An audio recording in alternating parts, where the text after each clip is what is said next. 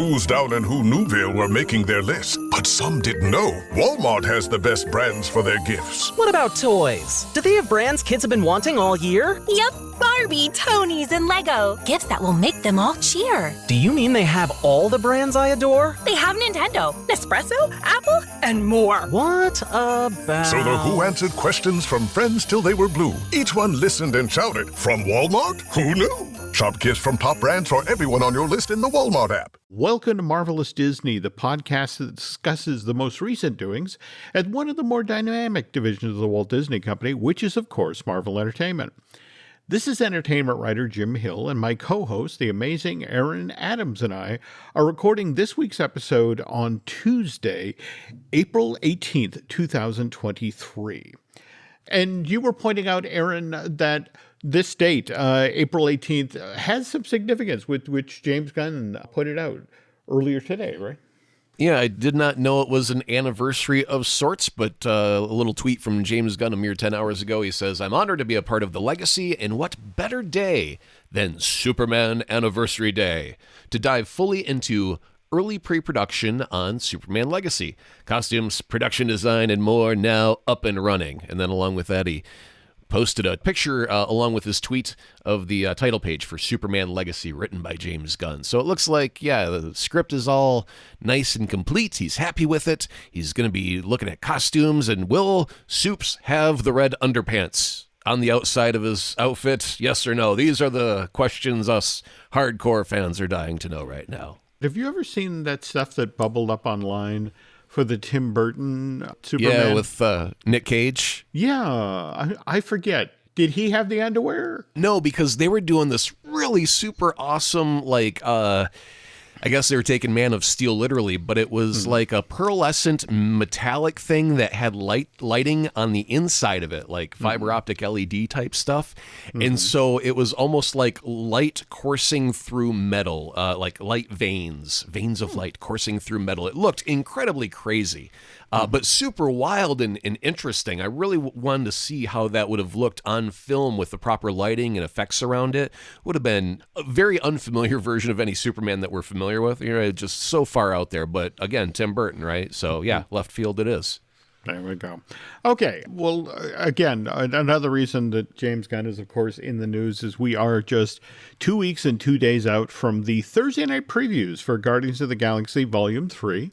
And the press is now underway for this next MCU film, which officially arrives in theaters on May 5th. And Mr. Gunn was also talking just over the past day or so about, remember when the Disney company kind of disinvited him from directing the next Guardians movie? And he talked about how he was bummed and traumatized by his firing. This is coming from a comicbookmovie.com story. He said, it was hard, but the things I think from that time that he remembers is the love he got from his friends and family. And we are so lucky in a weird sort of way we dodged this bullet, because Karen Gillian, who was talking with Empire about that same time, said, we talked with each other as a cast and formed a plan that all of us were on the same page, that we really were not going to do Guardians 3 without James. So kind of a good thing that Disney rethought that after a few months. I mean, especially after Warner Brothers hired James to work on Suicide Squad. And it's like, hey, he's not box office poison. Go figure. Invite him back. Speaking of box office, as of right now, projected domestic box office for Guardians Volume 3 currently sits at $130 million, which is lower than what Guardians Volume 2 did when it opened in North American theaters back in September of 2017. That sold $146 million worth of tickets in North America over its first weekend in theaters.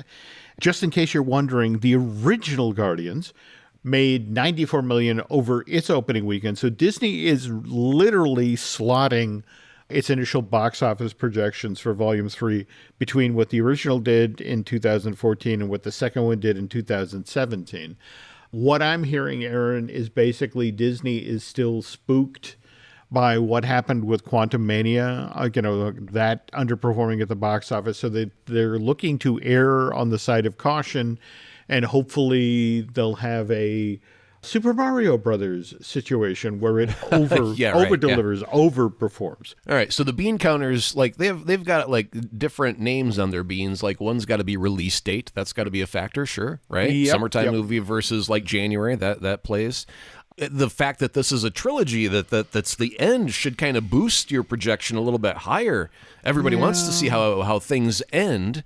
So then there's got to be a bean named COVID still. That lowers that number a little bit. Are there any other beans that they're counting specifically by name that you can think of? Like a demographic, is the demographic changing or anything like that? Well, remember, Mr. Iger, last month or thereabouts, when he was talking with the investment community, said going forward with Marvel, they're kind of eyeballing, do we really need 3s and 4s? Could we perhaps introduce some new characters and see if that energizes the box office? And I think that's another reason why they're kind of projecting downward box office for Guardians Volume 3. I mean, mind you, at the same time, if you talk with folks at Disney, they're like, we have yet to formally kick off our final ad campaign for Guardians Volume 3. In fact, Pom Kalativam, the young lady who plays Mantis, she's overseas right now as part of the World Press Tour. She's, in fact, just today, images were released of her in Seoul, Korea, working the line. And the entire cast is expected to turn out next week on Thursday, April 27th, for the formal premiere in Hollywood at the El Cap. But both Disney and Marvel need this next MCU movie to be a sizable hit. They need it? Like it's the company is at stake if it goes sideways? Why do they need it so bad? There is the beginnings of a narrative out there about superhero movie fatigue. If you factor in what just happened, for example, with the Shazam sequel, likewise Black Adam, also Ant-Man. So it's one of these things where it's like, we need Volume 3 to do really well so we can push back on that narrative. To push back against that narrative, all you could do is just plainly admit maybe those films weren't all that great to begin with. It's not the fact that they're superheroes, it's just the fact that they weren't the best of the best. I mean, even James Gunn, when he was being interviewed recently, from the DC side of the fence about, his strategy and what he's looking at and superhero fatigue, and he said, yeah, it's out there, it exists, but if you actually start off with character and you have a good character-driven story, that overrules superhero fatigue. You got to start off with, a good reason for the character to exist, to be propelled forward as motivation and all that stuff. And if you're failing on some basics of the storytelling essentials, you're going to end up with a crap movie. Doesn't matter if it's wearing a cape or not. Okay. Well, and I think that may be the situation is sometimes we just don't put out good. I mean, for the sake of Marvel, they've all been decent. There have been very few pure stinkers that we roll our eyes at, very, very few. And in those cases, if we just admit that sometimes we get not the very finest result from our superhero movies, then it's not just, we don't have to say it's superhero fatigue. We just went, we got a couple crappers. That's the difference. I've been covering the entertainment industry for 40 plus years at this point, and that sort of conversation about it wasn't a good movie. I think we tried. You had a show recently with Drew Taylor on Fine Tuning where he spoke to us, like the director of Lightyear. Mm-hmm. And he was said, they may have made some mistakes here and there. He wasn't all up in arms.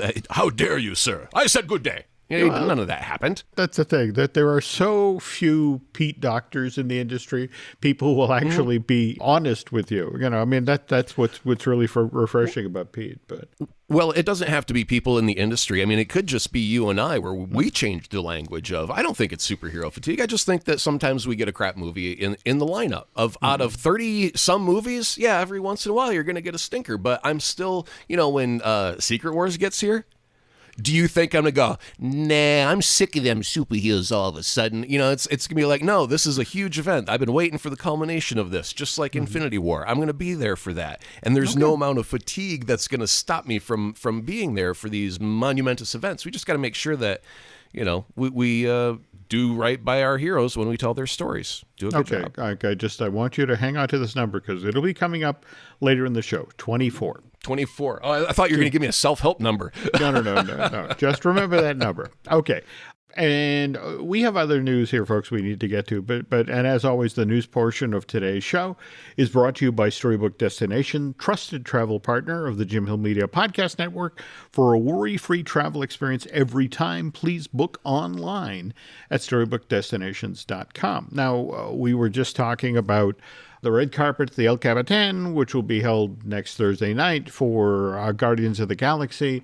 And it's kind of a traditional thing that, if you've worked on previous MCU films, you get invited to the premiere of the most recent one, and you get to talk about what you're working on next. And I would bet good money right now, Aaron, that one person who will not be seen on the red carpet next week will be Jonathan Majors.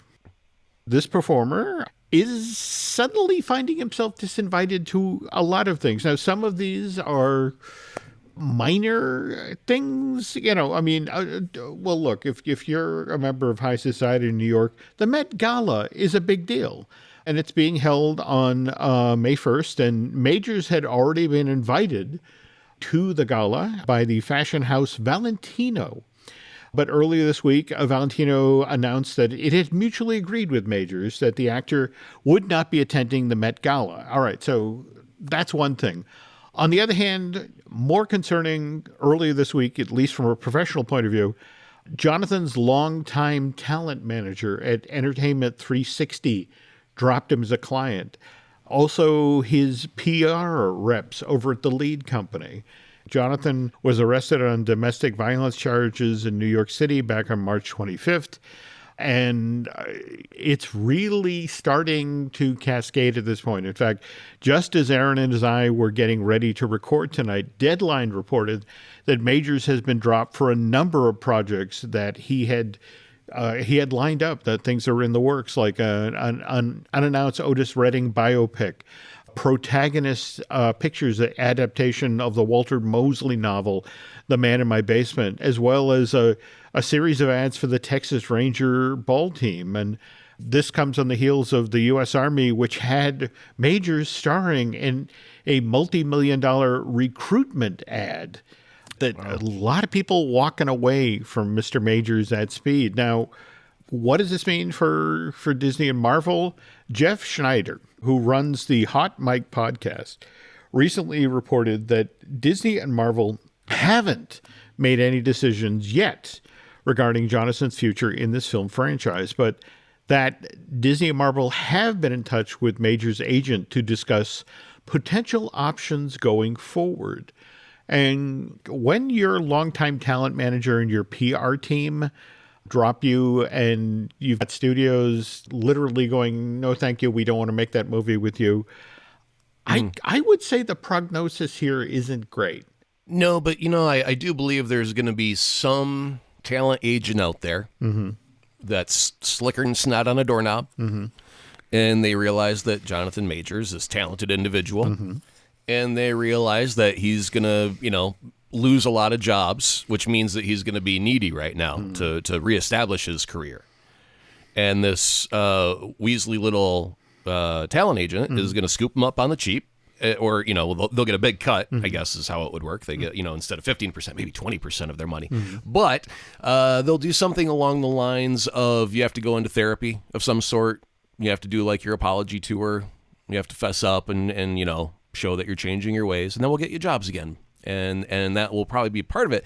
But along the way, I think Disney and Marvel are a little bit in a sticky situation, because if Loki season 2 is already wrapped, I don't think they're going to recast him and then reshoot all of the scenes that he was involved in. So my belief is they're just going to leave everything as is and not say anything one way or the other about Jonathan Majors. It'd be like, Jonathan who? Don't know. I'm not familiar with that name. He Who Remains Not Much Longer, maybe, is what his new title will be. And then after season 2 has come out and it's done, and then they're going, okay, now we've got a bunch of other movies lined up with this guy in it. At this moment, is he toxic or is he okay? If an assault actually happened, well then obviously he's got to go through some things, and none of them are going to be good. They're all going to be legal, and he might have jail time. He might have other bad things besides losing your career, right? So this could be, as tragic as it is, maybe this is the thing that changes a human being for the better. And he says, holy cow, I have been on the wrong side. I need to wake up and make some changes in my life and make progress, steps into changing who I am fundamentally as a human. Maybe that's the best we can hope for out of this, right? It's important also to remember that if we look back to July of 1996, the news of the day was Robert Downey Jr. passing out in the bed of, in fact, it was a kid's bed at his next door neighbor's house.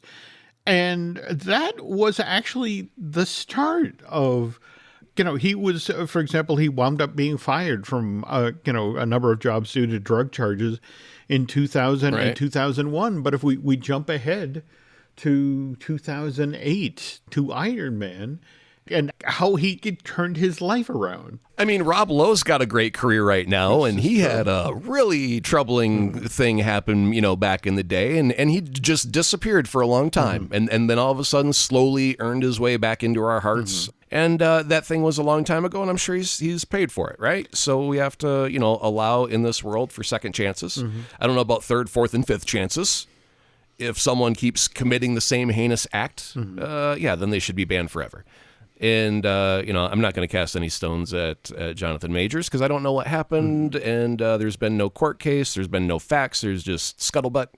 And we shall not cast any stones on scuttlebutt. We'll just go, man, I hope it's not true. And if it is, I hope something positive can come from this, like someone, making positive changes in their life. How about that? Okay. Well, speaking of which, let's pivot now to a Marvel star with, a far better long-term prognosis, and that's Jeremy Renner. It was at Target this week shopping, and there he is on the end cap. He's the cover boy on People magazine. No way. Are you sure it wasn't Jeremy Renner? Because he's still terribly thin. He does look like a magazine. Two-dimensional. Again, it's okay because he's fine. I can make these very poor jokes. Well, he followed up last week. His appearance on Kimmel and being on the red carpet for Innovations, made a point of returning to the Renau Regional Medical Center in Reno, Nevada, to personally thank the staff there who had helped save his life after that New Year's Day accident where he was crushed by a 16,000-pound snowcat. And you can actually go to Instagram and see these images where he talks about how I got to revisit the amazing group of people who saved my life. And they really did save his life. That things got bad that first day or so in the hospital. In his Diane Sawyer interview, Jeremy revealed that he was there in bed writing down notes on his phone, last words to his family, to the effect of, don't let me live on tubes or on machines. And if my existence is going to be just drugs and painkillers, please let me go now. By the way, he reveals that things would have been much, much worse if the blade on the snowplow on his snowcat had got him. The bulk of Jeremy's injuries were caused by the wheels and the tread that power this multi-ton vehicle. And forgive me, this is the world's worst transition, Aaron. But speaking of blades, Marvel Studios, long in the works, reboot of Blade, which, remember, got announced back in July of 2019 at San Diego Comic-Con, is now just weeks away from finally going before the camera. The formal start of production for this Mahershala Ali movie is now slated for May 30th, and actress Mia Goth, who just got cast in an undisclosed role in Blade, will be joining that film's production sometime in June.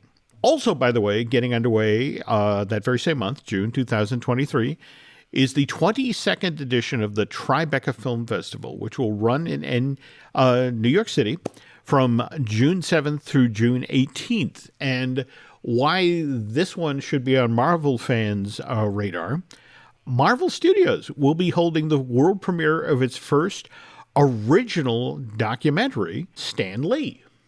The logline on this documentary, supposedly 83 minutes long, is tracing the life from his upbringing in New York City as Stanley Lieber to the rise of Marvel Comics. Stan Lee tells the story of Stan Lee's life, career, and legacy using his own words and personal archive material.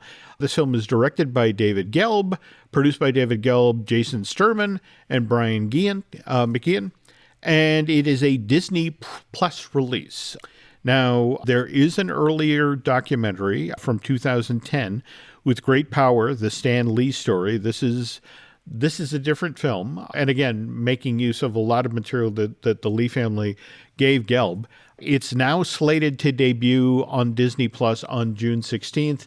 Weirdly, the folks over at Tribeca haven't listed the day when the Stan Lee documentary will be airing at that festival. All we know is that the festival is going to run from the 7th through the 18th, and somewhere in there in the pile, the Stan Lee documentary will air along with a documentary on Mike Wallace. But 5 days after that debuts on Disney Plus, we then get the MCU's next limited series, Secret Invasion.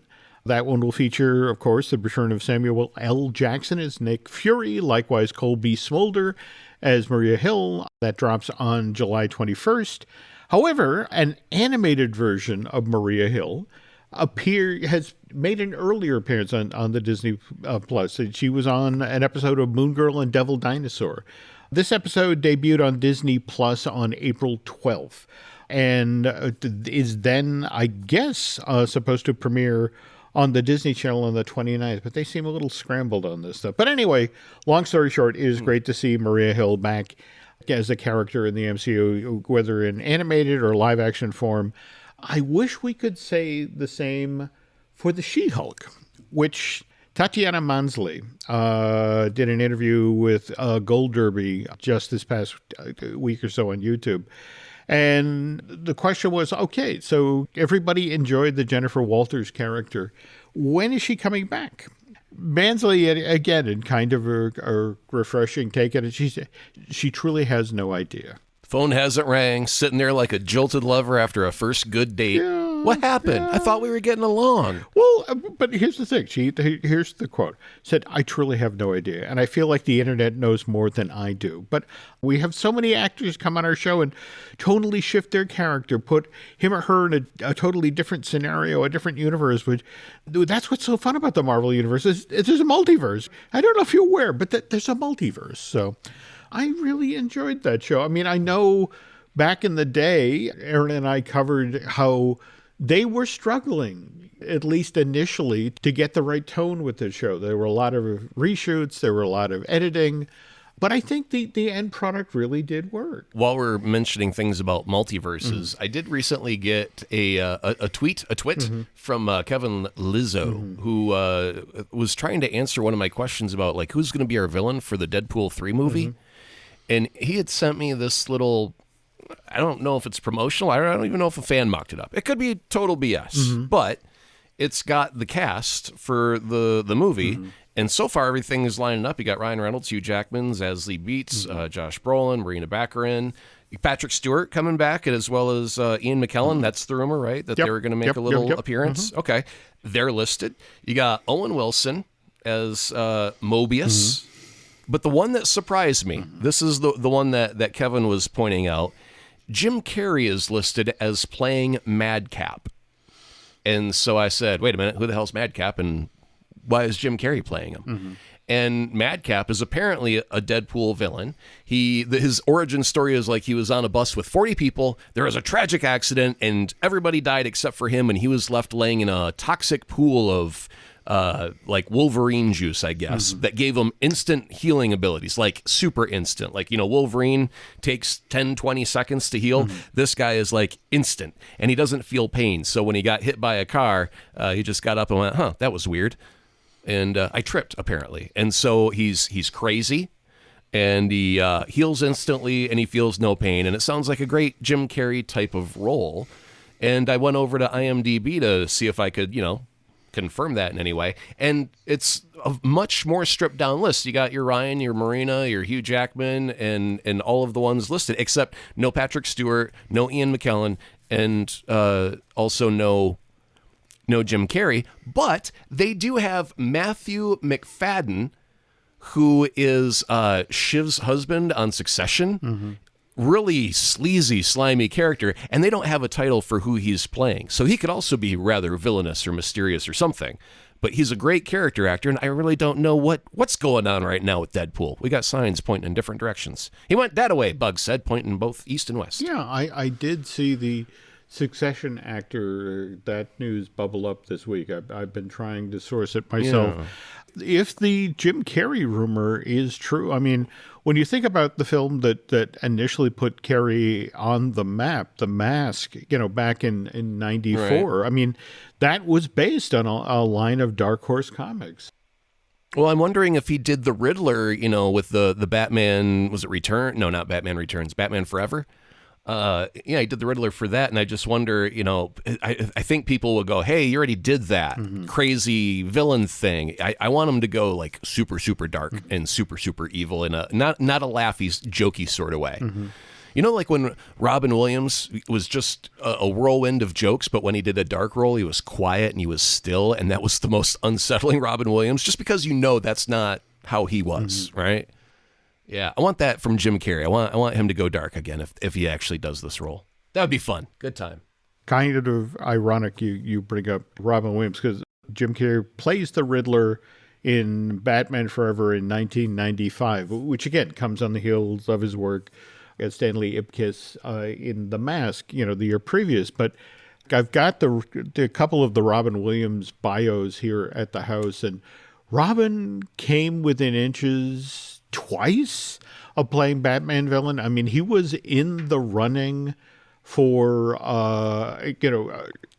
had to be Joker before they got to Jack, right? Well, no, that was the thing that when they could make the deal with Jack Nicholson, and it's of course we have to make that deal that will play worldwide so much better. But then jump ahead to Batman Forever, and evidently Williams came in and read.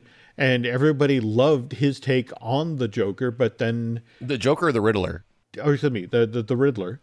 And then Jim Carrey is suddenly white hot due to The Mask. And it's just sort of like, well, we got to go with that. And Williams was very bitter about how it had been handled in both cases. That, he felt like Warner's had reached out to him, had promised him certain things, only to then jerk the part out from under him. So... That said, I'd love to see Jim Carrey in the MCU. He's taken a break from acting, it seems like, for quite a while now. Almost retired status, I would say. And anything that brings him back, and especially anything that takes a character that you're used to being one way, and you put him in a different box, it can be very startling. Matter of fact, Barry, that's on HBO with Bill Hader. Oh, my God. Bill Hader, laugh riot on SNL. And man, this is like one of the darkest things I've ever seen come out of Bill Hader. And it's just so opposite of what I'm used to that I'm like, my God, this... And he's writing and directing a lot of it. And it's like, I did not know the depth of his talent. I know he was outstanding comedian, but his drama is heartbreakingly spectacular. So I like to see people stretch their wings and do something off-brand for themselves. And I think this could be fun for Jim if he's actually really involved and it's not just a BS rumor. Okay, well, let's keep an eye on that one. And look at the time here. We've got to go to break. But when we get back, remember that 24. We're going to get to explain the whole 24 thing. The detective said missing kids usually come home.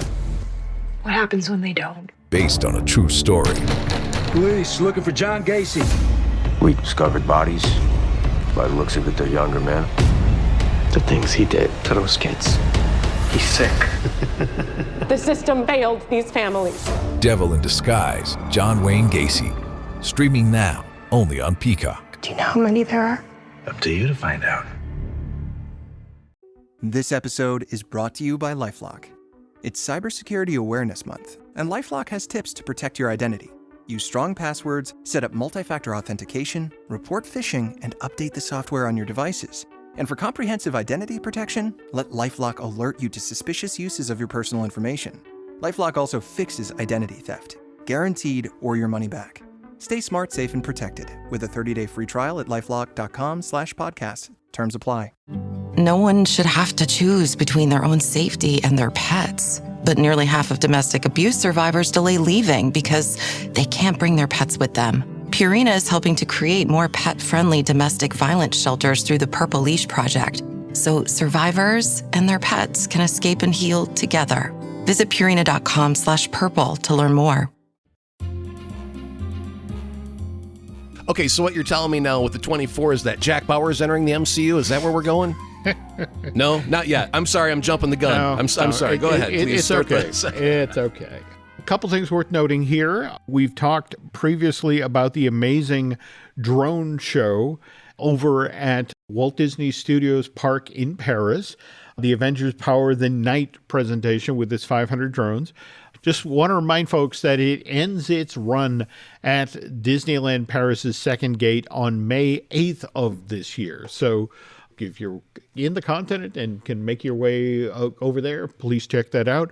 And while you're there, you may actually get the chance to check out that time-traveling Hulk costume. Do you remember seeing the footage from this, Aaron, when it debuted? Yeah, it bugs me. Because they cover up so much of the Hulk in this. I know you can't have the mouth, so he says, hello. You don't see the mouth move and it look all hokey, right? So you got to cover up the mouth with the helmet. Yep. So, I mean, there's a lot of reasons why they put him in the spacesuit, but I'm like, man, that's just a giant spacesuit with green hands and green eyes.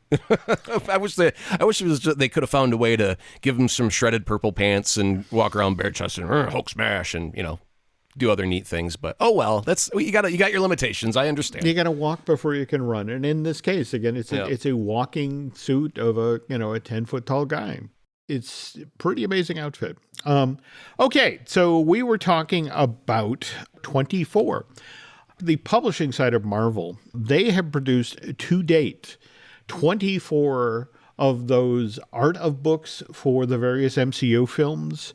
They have decided that they're going to reprint these things. The series relaunches.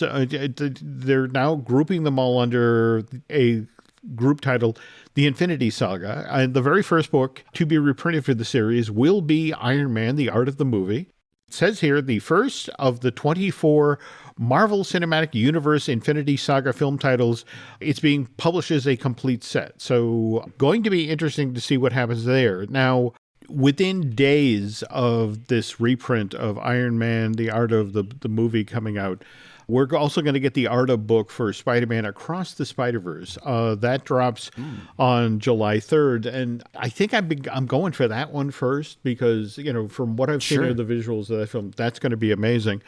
The last year and a half, maybe as long as 2 years, the art of books for Marvel, they will announce one date and then it'll get pushed months, sometimes a year or more. I know we've talked previously about, for example, Marvel Studios' Eternals, The Art of the Movie, which I can't remember, came out 2020, maybe November of 2021.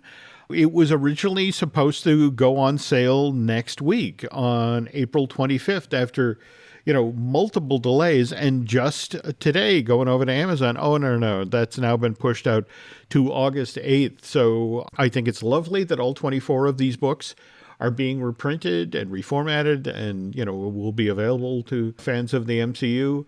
Do I actually think they'll come out on all of their announced publication dates? No. I'm just going to throw in there, Drew Taylor's art of book never got pushed back. Maybe it has something to do with the writer. I don't know. There we go. I don't know. Art of Onward. It's from Chronicle Books. Yep. Go get a copy. Now, speaking of a book that's had its release date pushed back, Possibility is Your Superpower. Unlocking Your Endless Potential by Victoria Alonso. This was due on store shelves on May 2nd of this year. It sounds like a self-help book. This is the former studio president of visual effects, post-production, and animation. And this was going to track her, the start of her life in Argentina, to America, to Hollywood. And here's the logline from the book, and illuminates the ways everyone can live in a heightened state of possibility and use their voice for change. As she put it, if it has been done, you can do it. But if it hasn't been done, you should. These are the words of supposedly Victoria's mom told her that in regard to the art of possibility, and talks about her coming to America, escaping a dictatorship at the age of 19. And eventually rising up to being one of the most powerful Latinas in Hollywood and becoming a top executive at Marvel, the biggest and most successful studio in the world. And Victoria at this point would already be on the publicity tour if she hadn't been let go by Marvel Studios. And I'm dying to get my hands on this book, but as of right now, the publication date has been pushed back to, at the earliest, September 3rd of 2024. You remember back in the day when a book wasn't done by Douglas Adams and they just took it from him and published it anyway without an ending, and it became a worldwide bestseller. Douglas was famous for that, and we loved him for that. But exactly. And then the next book was, can you believe how we got out of that situation? Amazing, wasn't it? Yes. Now moving on. There you go. Yeah. But I mean, this is a really tough situation for Disney and Marvel to be in right now. I mean, first and foremost, Victoria had already donated all of the proceeds for this book to St. Jude's. So it's one of these things where Disney was supposed to publish this through its Hyperion Avenue arm. And now, of course, Ms. Alonso is suing the Disney company for wrongful termination. In fact, she's hired veteran LA lawyer Patty Glazer. But at the same time, it's like this is a book that Disney had talked up for months to the LGBTQ community.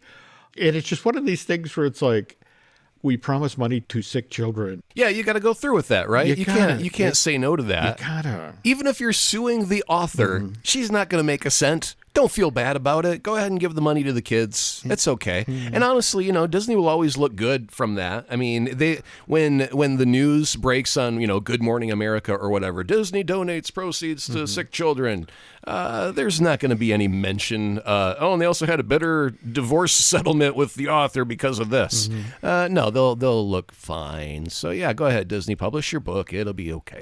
Well, what's kind of interesting is Aaron and I are recording this on the day that Fox has settled its lawsuit with Dominion. It was a $1.6 billion, I don't want to say defamation, but I think they settled for something in the high 700 millions. Yeah, it was like $750 million roundabout. Yeah. So, sometimes when you're a giant company facing a situation like this where no matter what, you're going to look bad. You need to bite the bullet and face it. Again, this is a woman who worked on those 24 films, and responsible for 28 Emmy nominations. I mean, there's so much here that over the course of her career that you celebrated. And then you had this bad parting of the ways. And it's just sort of like, oh, God, we have to put this behind us. So I would honestly be surprised if in the coming months we don't see something similar to what just happened with Fox and Dominion, that there's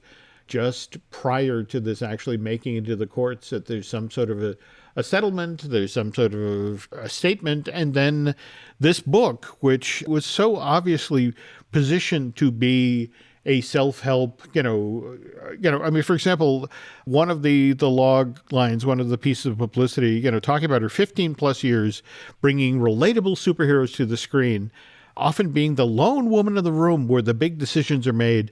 Victoria had a simple secret to share. You don't need a cape. You don't need a hammer. You don't need a shield. Your superpower is your voice, and your voice will create change for yourself, for society, and for those you love. If you use your voice, you will create the kind of energy that will bring change to us. To not use your voice is silence, and silence is poison. And when you're the Disney company that just put off, the publication of this book from May 3rd of this year to September 3rd of 2024, the silence is poison thing is definitely going to come back and bite you in the butt. So it's like, look, guys, just publish the book, all right? Put it out there so St. Jude's can get the money and we can all read what sounds like some amazing behind-the-scenes stories about Marvel Studios. And speaking of amazing behind-the-scenes stories, how many of you out there are now listening to 30 Seconds Straight? There are 7. We counted them the other day. 7 of them. I know them all by name. No, that can't be. Because you guys are doing such great work, sort of focusing, a spotlight on Madison Avenue and all the things they've done over the years to make, again, just that whole science of when you get to the cash register at the grocery store, it's like, what's at... Oh, the impulse buy. There we go. Yeah. What's at adult height and what's at kid height. So what's this week's show? What are you guys talking about? This week, it's shameless self-promotion, and I'm trying to start a cult. It's all a gag, but it's shameless self-promotion is kind of the idea of you have to when you're doing your business. Like if you were to say, I'm John Bishop, car mechanic. Out of 10 people, 9.3 of Americans own at least one car in the family. So, everyone's got a car. Everyone's going to need a car mechanic. So promote yourself. You don't have to always rely on buying a commercial to say you're a car mechanic. You can just shake someone's hand and say, hi, John Bishop, car mechanic.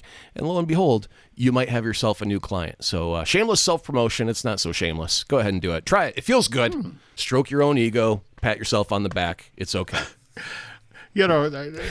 I say this as somebody who has his name on his own podcast network. It took me years, for example, to admit that I was a blogger because, again, I was a reporter, a magazine writer, and then suddenly, what do you do now? I'm a blogger. It's just sort of like, it was so new, and the word didn't fit in my mouth. People thought it was icky or whatever. Yeah. It was like, blogger, that's like a pretend journalist, isn't it? It's like, no, actual journalists do this. And we gave a quick example.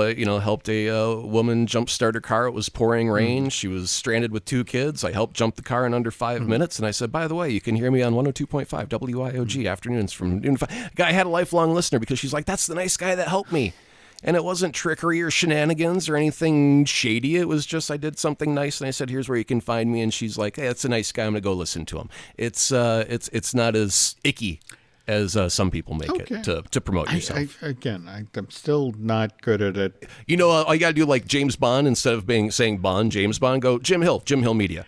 That's all you're doing. It's just how you say your name. You just say it twice and add media on the second one, and you're done. I use the old Groucho Marx jokes way too often, but again, I would never want to belong to a club that would have me as a member, and that's the whole notion. Yep. It's like, and now we find like-minded people that wouldn't be in a club that others would have them in. That's our club, and they come join us, right? Yes. There we go. We've got a whole new cult now. Wow.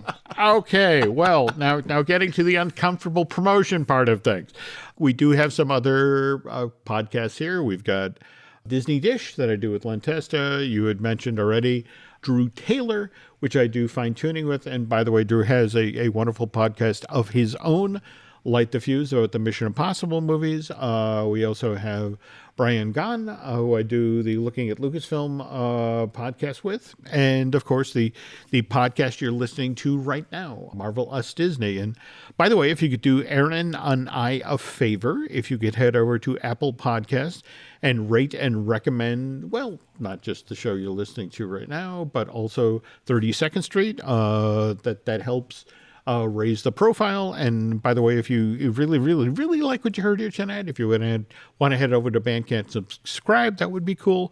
But we are other places around the web. Aaron, where can the nice folks find you on social media? If you want to chat at me directly, do that best on Twitter at Azaprod, AZAPROD. Okay.